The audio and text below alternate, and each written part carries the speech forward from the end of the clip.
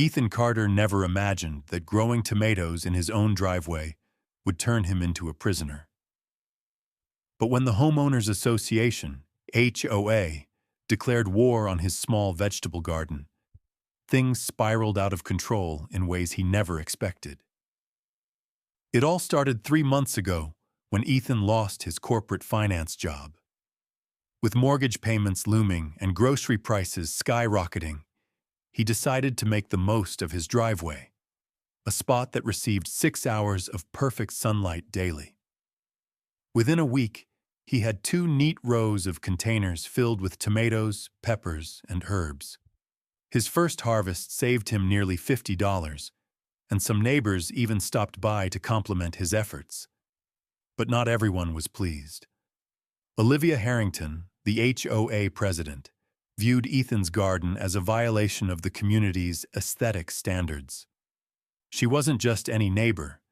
She was the self-proclaimed guardian of property values, and she had no intention of allowing a farm in her pristine suburban paradise.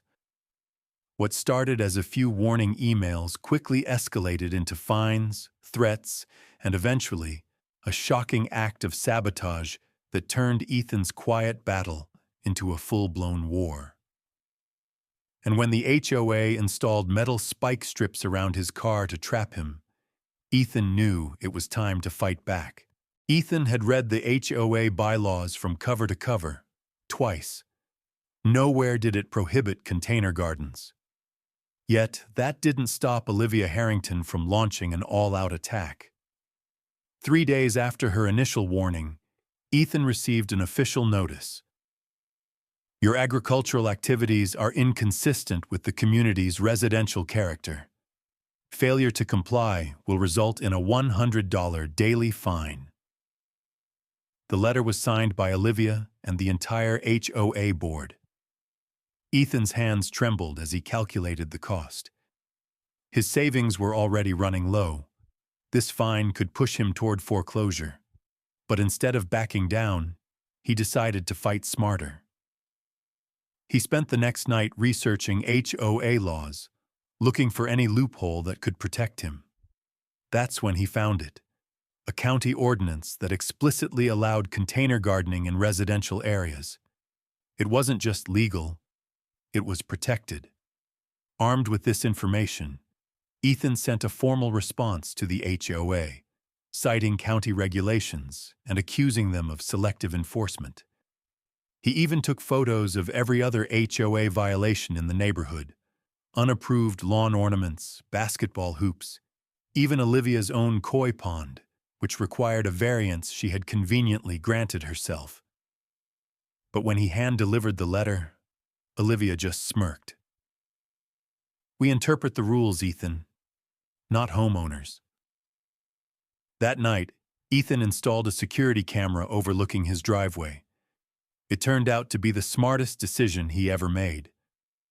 The next afternoon, while Ethan was out buying groceries, his phone buzzed with a motion alert. He opened the app and his blood ran cold.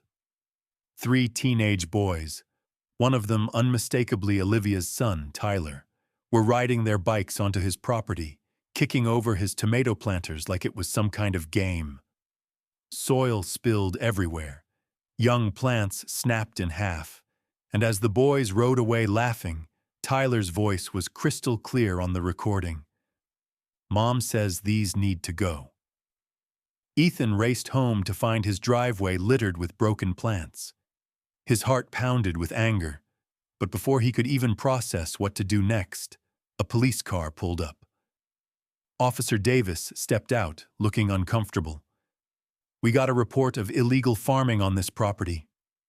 Ethan blinked. You're kidding, right? Davis sighed. Look, HOA disputes are civil matters, but destruction of property, that's different. Ethan showed him the security footage. Davis nodded. Would you like to press charges? Ethan hesitated. Olivia had already escalated things beyond reason, but charging her son? That could turn the neighborhood into an all-out war zone. Not yet, Ethan said finally. But I want this documented. That night, as he cleaned up the mess, a sinking realization hit him.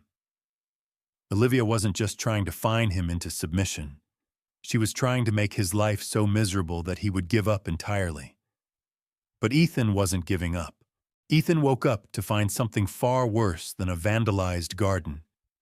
He stepped outside, coffee in hand, only to freeze in shock.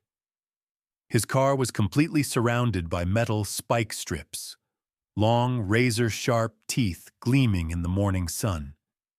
If he tried to drive over them, his tires would be shredded instantly. For a moment, he couldn't process what he was seeing. Then, rage kicked in. Ethan stormed over to the two workers in bright yellow vests, who were still drilling the last section into place. "Hey, what the hell do you think you're doing?" The older worker, a grizzled man with a gray beard, barely looked up. "Just following HOA orders, sir." "Orders for what?" Ethan's voice shook. "To trap me in my own home?" The younger worker shifted uncomfortably. "It's, property demarcation for code violations." Ethan pulled out his phone and started recording. "Get this on video," he muttered to himself, "because someone's about to lose their job." He dialed 911. 20 minutes later, Officer Martinez arrived. The second he saw the spike strips, he frowned. "That's excessive." "That's illegal," Ethan corrected him. "They've literally imprisoned me on my own property." Martinez sighed, flipping through his notepad. "Look, HOAs do have authority over community guidelines, but installing tire-destroying spikes? That's another level." Ethan pointed at the metal strips. "I have a doctor's appointment tomorrow.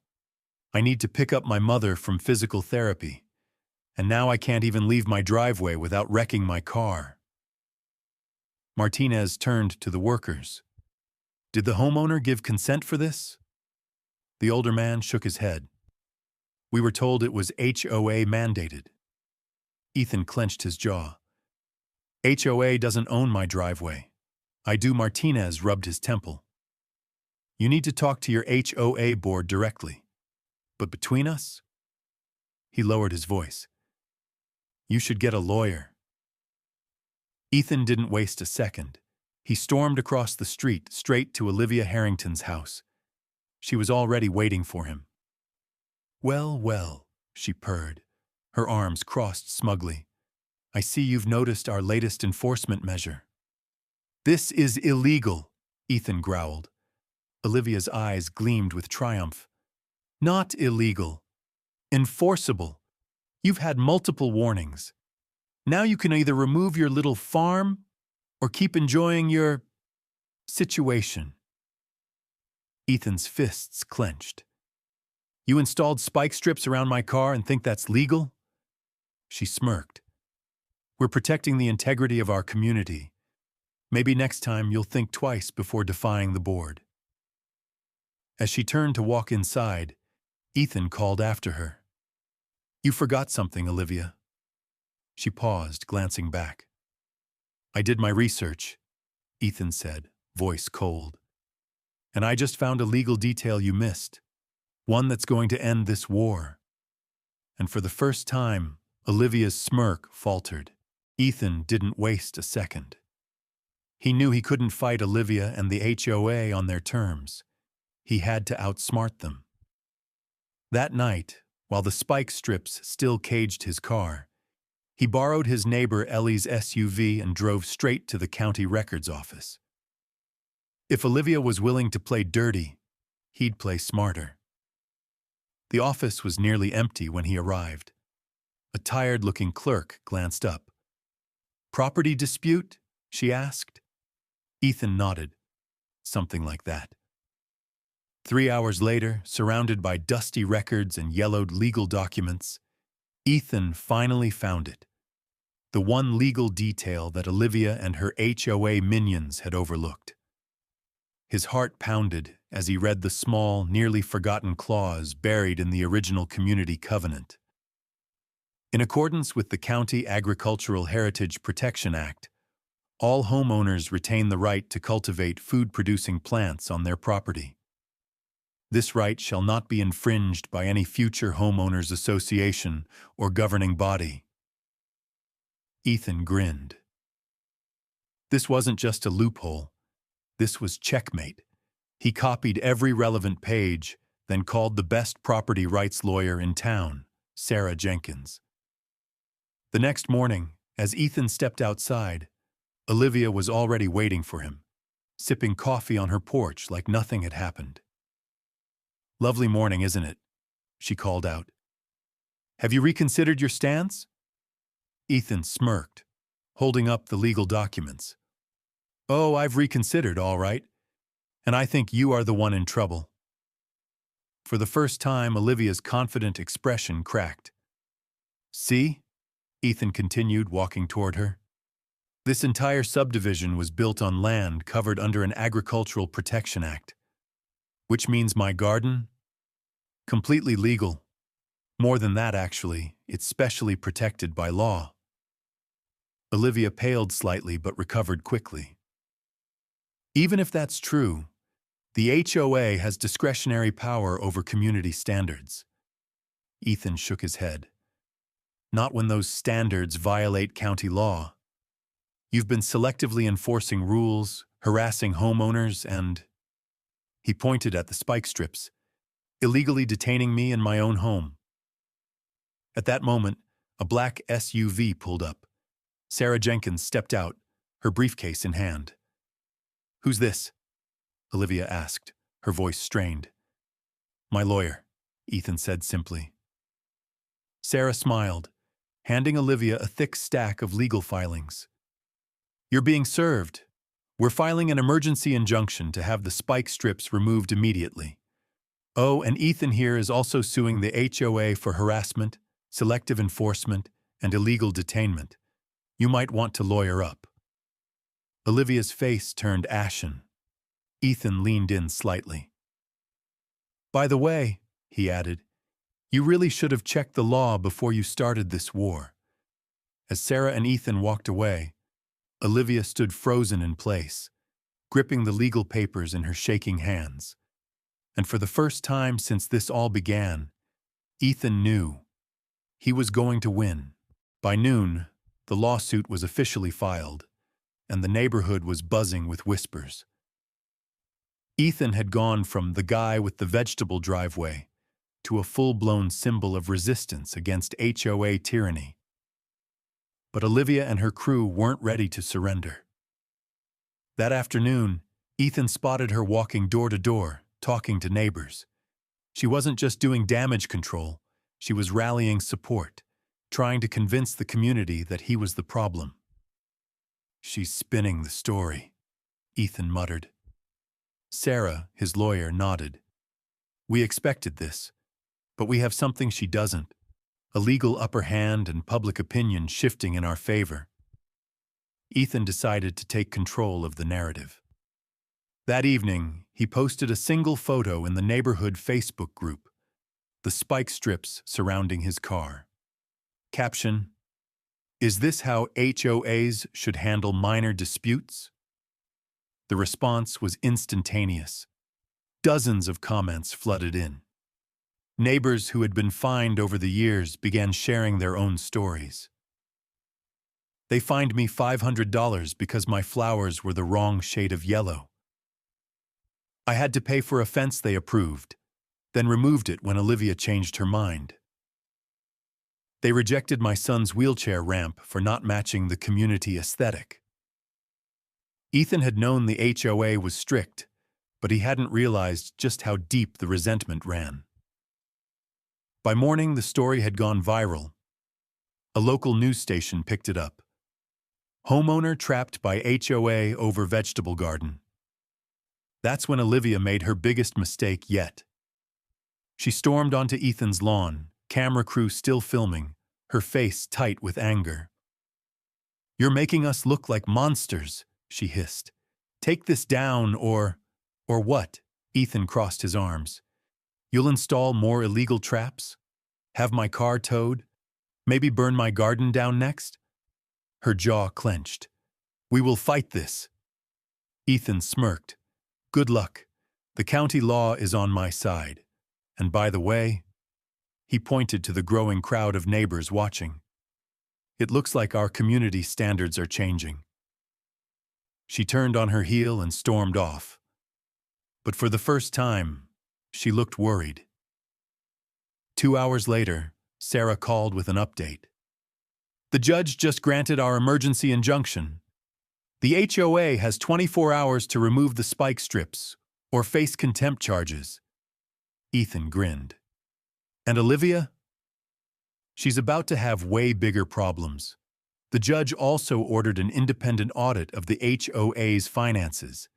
If they've been mismanaging funds, this could take them down completely. Ethan exhaled. The tide had officially turned. But the best part? This wasn't just about his garden anymore. The entire neighborhood was waking up, and Olivia's reign of terror was crumbling before her eyes. By the time Ethan woke up the next morning, something had changed in Maple Creek Estates. For the first time in years, people weren't afraid of the HOA. The spike strips were gone. A maintenance crew, supervised by Officer Martinez, removed them at sunrise. But that was just the beginning. Olivia Harrington was nowhere to be seen. Instead, her husband Tom, who had been caught on security footage destroying Ethan's irrigation system, had been officially charged with criminal vandalism. And the biggest bombshell? The county audit had uncovered massive financial mismanagement. The HOA had collected over $300,000 in fines from homeowners over the years, money that was supposed to go toward community improvements. But instead, a significant chunk had mysteriously disappeared. I knew they were pocketing some of it, Dave, Ethan's neighbor, muttered. They fined my mom $2,000 last year just because her mailbox was too modern. By noon, the news spread like wildfire. The entire HOA board was being investigated. And Olivia? She was finished. In the wake of the scandal, she resigned, quietly selling her house and disappearing overnight. But Ethan wasn't done yet. That evening, he stood in front of 50 neighbors at the newly scheduled HOA meeting. It was the largest turnout in the history of Maple Creek Estates. Sarah, his lawyer, stood beside him. Tonight we vote, she announced. We elect a new board, one that represents the residents, not personal agendas. For the first time, the people had a say. When the votes were counted, Olivia's old allies were gone. The new HOA president? Dave, the same guy who had been fined for a basketball hoop he'd had for years. First order of business, he said, standing proudly. We're repealing all these ridiculous fines and replacing them with common-sense rules. A roar of applause filled the room. Then Sophia, another newly elected board member, stood up. Second order of business. I propose we approve a community garden for Maple Creek Estates. The motion passed unanimously. Ethan could hardly believe it.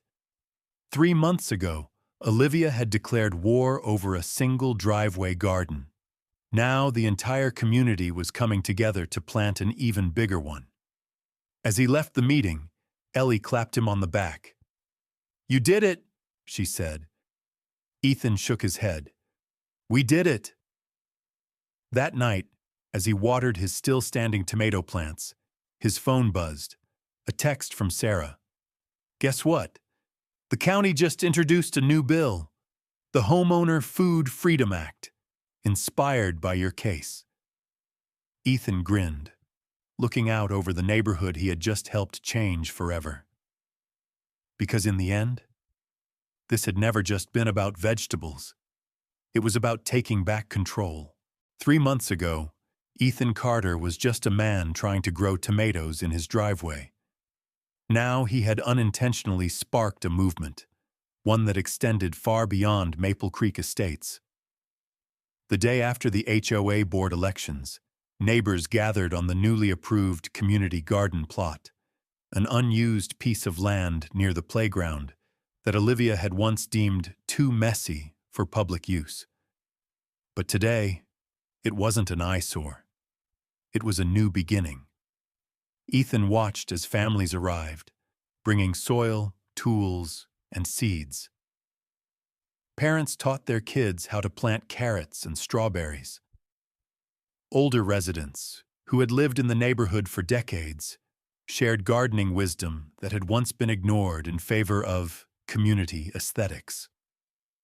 Dave, the newly elected HOA president, walked up to Ethan, holding a wooden sign painted by the neighborhood kids. It read, "Maple Creek Community Garden, growing together." "We figured you should be the one to put it up," Dave said with a grin.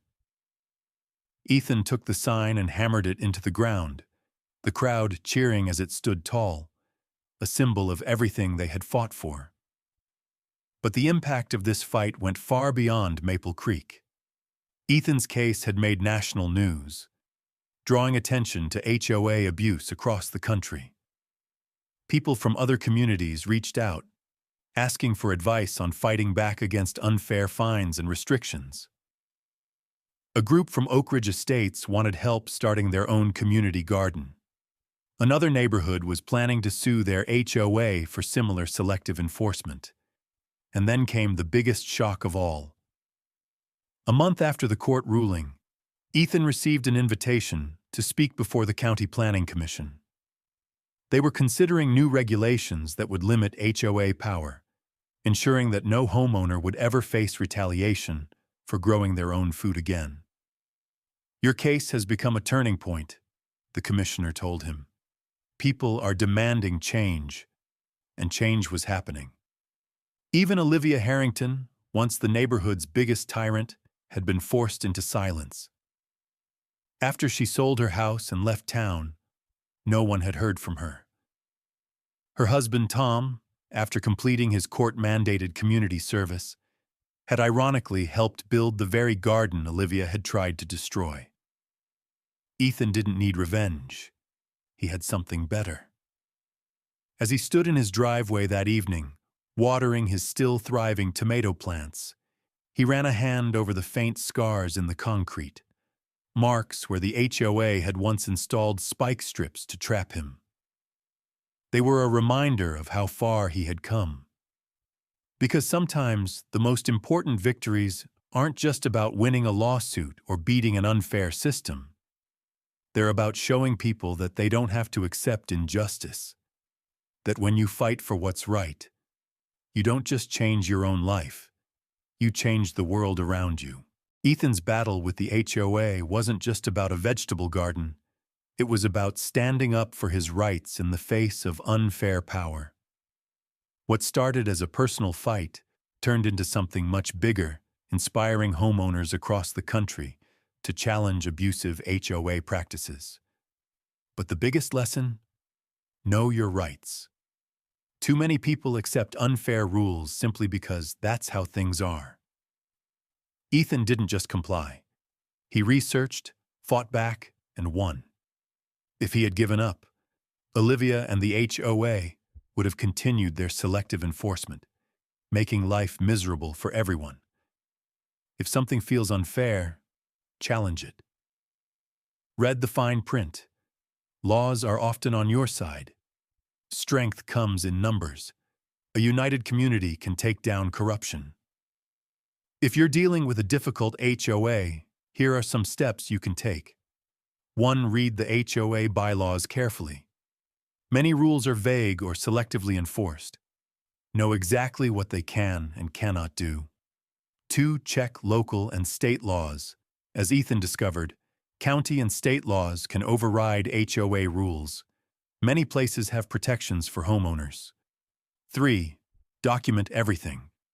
Keep copies of letters, fines, emails, and take photos, videos of any selective enforcement or violations. 4. Talk to neighbors. You're probably not alone. If multiple people are being unfairly targeted, work together to challenge the board. 5. Use media and social pressure. Homeowners associations hate bad publicity.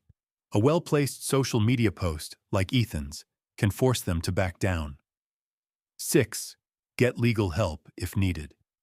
If an HOA crosses the line into harassment or illegal actions, don't be afraid to bring in a lawyer. HOAs exist to help communities, not to act as dictatorships. When homeowners stand together, they can reclaim their rights and create stronger, better neighborhoods. And sometimes, all it takes is a single tomato plant to start a revolution.